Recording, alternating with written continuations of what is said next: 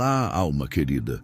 Deixe aqui nos comentários seu desabafo ou apenas uma mensagem para aliviar a mente. Vamos formar, juntos, uma corrente de oração e reencontro. Você não está sozinho. A tristeza sem fim, aquela que insiste em nos visitar quando tudo parece calmo por fora, mas tumultuado por dentro, pode ser mais do que um sentimento passageiro. Pode ser o eco de uma alma que se esqueceu de onde veio.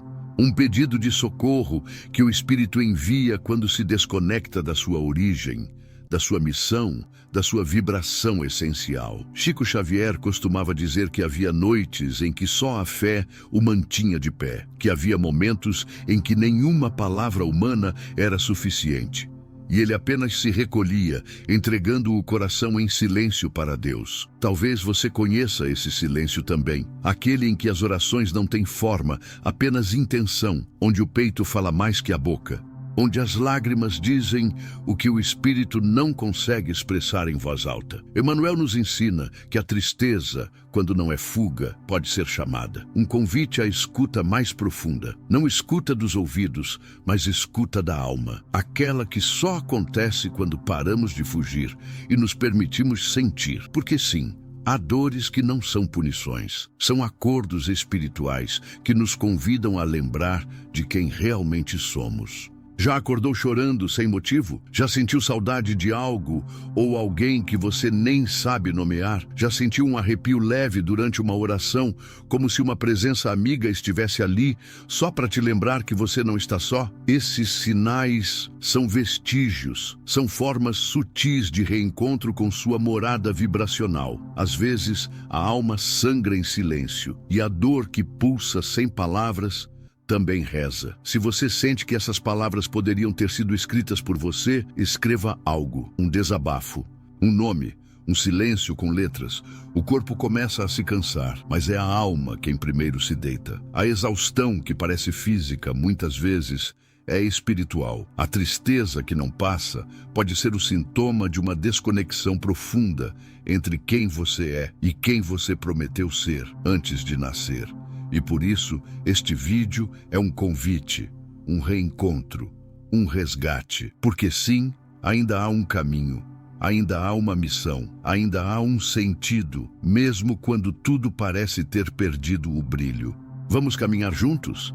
Há pessoas que continuam respirando, mas por dentro já se despediram da vida. Caminham, sorriem, atendem telefonemas, respondem mensagens, mas nada disso tem cor. É como se tivessem sido esquecidas dentro do próprio corpo. Existe um tipo de luto que ninguém percebe. Um luto que não vem da morte física, mas da morte do entusiasmo, da morte da fé, da morte do sentido. Esse luto silencioso costuma começar depois de uma perda. Às vezes, é a partida de alguém que amamos. Outras vezes, é uma ruptura emocional, uma doença, um abandono. E então, algo dentro de nós se quebra. Mas como não há caixão, como não há enterro, como não há ritual, ninguém entende que estamos de luto. Mas estamos. E estamos sozinhos nesse luto. Porque o mundo pede produtividade, superação, respostas. E tudo o que temos para oferecer é um coração tentando lembrar como se vive sem doer. Há mães que ainda cuidam dos filhos, mas não sentem mais presença. Filhos que convivem com os pais, mas não sentem mais afeto. Casais que dividem a casa, mas não compartilham mais a alma. Espíritos que estão encarnados, mas distantes de si mesmos. Isso também é morte. Isso também é separação espiritual. E a tristeza que nasce desse luto invisível afeta não só o nosso emocional, mas toda a nossa frequência espiritual. O espírito, quando se sente desconectado de sua essência, passa a vibrar em desalinho. E esse desalinho se transforma em falta de propósito, em confusão mental, em doenças do corpo que os médicos não explicam. É como se a alma estivesse tentando pedir socorro, mas sem palavras. André Luiz descreve em suas obras o impacto da tristeza no perispírito. Ele fala de zonas de sombra criadas pela mente desgovernada, pelos pensamentos que se repetem em dor, pela ausência de oração verdadeira. Quando a alma se esquece de si mesma, ela se afasta da luz e tudo fica mais difícil, tudo pesa. Talvez, ao escutar essas palavras, algo tenha tocado aí dentro. Talvez você também esteja em luto, mesmo sem ter perdido alguém. Talvez você tenha perdido a si mesmo e esteja tentando se reencontrar. Esse reencontro começa com a coragem de nomear o que sente, de assumir a dor sem medo de parecer fraco, porque não é fraqueza, é espiritualidade em forma de sensibilidade. E quanto mais silenciosa é essa dor, mais ela precisa ser ouvida. Existe um ciclo invisível que se forma dentro de nós quando a dor emocional não encontra vazão. A neurociência espiritual começa a compreender que traumas e dores não curadas não apenas nos marcam emocionalmente, elas criam circuitos dentro do cérebro, circuitos repetitivos, como se a tristeza esculpisse trilhas por onde o pensamento sempre retorna, sempre o mesmo medo, sempre a mesma culpa, sempre o mesmo vazio. Na base desse ciclo está a amígdala cerebral, uma pequena estrutura que registra os traumas como alarmes permanentes. Mesmo quando o perigo passou, a amígdala continua tocando o sino. A mente, então, repete padrões de alerta, tristeza, cansaço, e o espírito sente profundamente, porque o corpo espiritual, o perispírito, carrega de forma ainda mais sensível essas cicatrizes emocionais. André Luiz descreveu com precisão como os pensamentos cristalizados em dor podem se fixar em camadas do perispírito. É como se determinadas tristezas se tornassem tatuagens vibracionais. Elas vão além do corpo, atravessam encarnações, repetem-se em formas diferentes.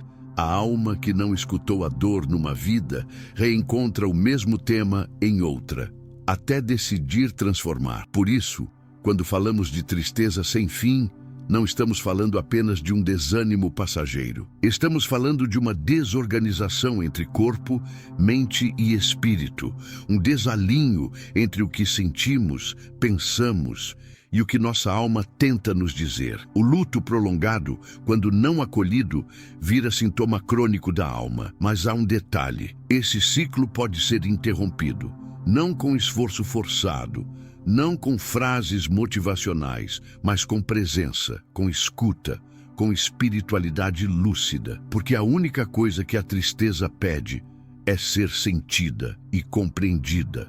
Há momentos em que a alma simplesmente se cala, ela não se revolta, ela não implora, ela apenas para.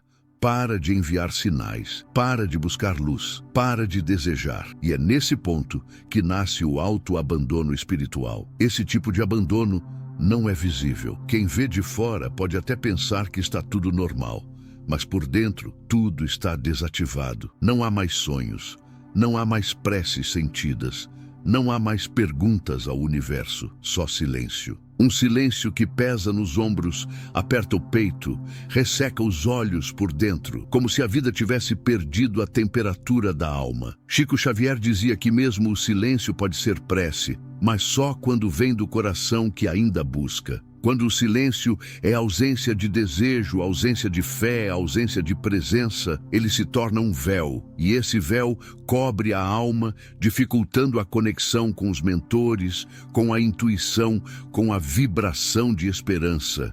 Muitos dos que vivem esse estado começam a perceber que as coincidências cessam, que os sinais do além ficam mais raros, que os sonhos com entes queridos se tornam menos vívidos. É como se tudo estivesse mais longe, e está, porque a alma não está pedindo mais ajuda. E o plano espiritual respeita. Os mentores não invadem, eles esperam, mas o pedido pode voltar. Basta um pensamento, um gesto simples, um "me ajuda", sussurrado no escuro. Porque para o plano superior, um pedido frágil já é um clarão. Vivemos numa cultura que ensina a fugir da tristeza. Dizem que precisamos reagir, seguir em frente, mudar a energia. Mas Emmanuel nos alertaria: quando fazemos isso sem escutar o que a tristeza quer dizer, apenas adiamos o reencontro com a alma. A tristeza, quando ignorada, não desaparece. Ela se transforma em doenças, em irritação crônica, em frieza emocional, em desconexão espiritual. É preciso entender que a tristeza não é uma falha. Ela é um chamado, um pedido da alma para voltar ao ponto onde algo se perdeu. Por isso, ao invés de tentar silenciar a dor, o mais sábio é escutá-la, acolhê-la como um espírito velho que vem nos visitar com mensagens importantes. Emmanuel dizia que a dor tem vocabulário próprio e só fala quando nos dispomos a ouvir com o coração. Não ouvir com pressa, mas com entrega. A tristeza não precisa ser resolvida, ela precisa ser atravessada com fé, com presença, com doçura. Em dias cinzentos em que tudo parece sem sentido, há uma prática simples que pode reacender uma chama esquecida. É escrever, não como desabafo, mas como reencontro. Escrever uma carta para o espírito que você foi, para o espírito que você é, para o espírito que ainda lembra. Imagine que você está psicografando a si mesmo, como Chico fazia, mas agora, como se fosse sua própria alma que viesse ditar. Escreva sem julgar. Pergunte: o que você quer me ensinar com essa dor? Espere a resposta vir. Pode não ser em palavras, pode ser um arrepio, uma lembrança, uma saudade. Quando colocamos a dor no papel, damos forma ao invisível, e o invisível começa a se mover. Muitas vezes, acreditamos estar apenas cansados, mas no fundo, estamos carregando culpa. Culpa por ter desistido, culpa por não ter feito mais, culpa por não ter salvado alguém, culpa que não sabemos nomear, mas que nos adormece por dentro. A culpa espiritual é traiçoeira. Ela se veste de apatia, se disfarça de cansaço e bloqueia a conexão com os planos superiores. Emmanuel dizia: o autoacolhimento é o primeiro ato de caridade. Não se trata de se perdoar apenas, mas de se abraçar naquilo que ainda está em processo. A alma que se acolhe começa a se curar. A alma que se julga se afasta da luz. A ideia de que pensar positivo é suficiente para curar a alma é incompleta. Allan Kardec foi claro ao dizer que evolução é enfrentamento, é aprendizado com o que dói. Não se trata de negar o que sentimos, mas de transformar com consciência. A positividade forçada é como pintar uma parede com rachaduras sem antes repará-la. É bonito por fora, mas instável por dentro. O Espiritismo nos convida a olhar a dor com lucidez, a entender que cada tristeza traz um ensinamento, uma chave, uma memória a ser despertada. A verdadeira cura espiritual nasce da verdade, não da negação. Em uma das muitas psicografias de Chico Xavier, uma mãe escreveu cartas para o filho desencarnado.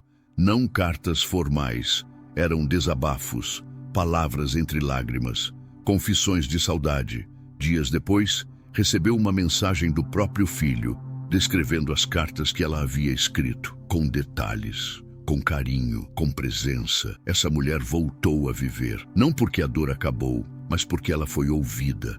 O que era tristeza se tornou ponte, o que era saudade se tornou oração. Imagine um rio que brota, mas encontra entulhos pelo caminho. Ele tenta correr, mas pedras, galhos, terra pesada o impedem. A nascente ainda pulsa, mas está soterrada. Assim é a tristeza crônica. É um rio vivo, mas bloqueado por emoções que nunca foram digeridas. Escutar essa dor é começar a limpar, um sentimento de cada vez, um perdão de cada vez, até que a água volte a correr, até que a alma volte a fluir. Quando a tristeza nos visita com frequência, talvez não seja apenas para nos alertar sobre o que perdemos, mas sobre o que ainda não entregamos. Há missões que ficam adormecidas, há palavras que ainda não foram ditas, há gestos que só nós podemos oferecer. Chico Xavier escreveu: a vida é um bilhete escrito por Deus, entregue à nossa alma. Alguns demoram a abrir. Talvez este seja o seu momento de abrir esse bilhete, de lembrar que sua presença aqui ainda carrega um recado e que a tristeza é só o carteiro. Conclusão: a tristeza, por mais longa e densa que pareça, não é o fim. É um portal, um caminho que se abre para quem tem coragem de atravessar com fé. Chico Xavier dizia que o consolo chega muitas vezes no trabalho silencioso, na caridade que ninguém vê, no bem que fazemos mesmo quando choramos por dentro. E Allan Kardec nos lembra: o espírito nunca está desamparado. Existe uma rede invisível, uma trama de luz que ampara cada alma em sofrimento. Você não está só. Imagine agora um jardineiro espiritual. Mesmo sem flores, ele continua regando a terra, porque sabe que um dia tudo floresce.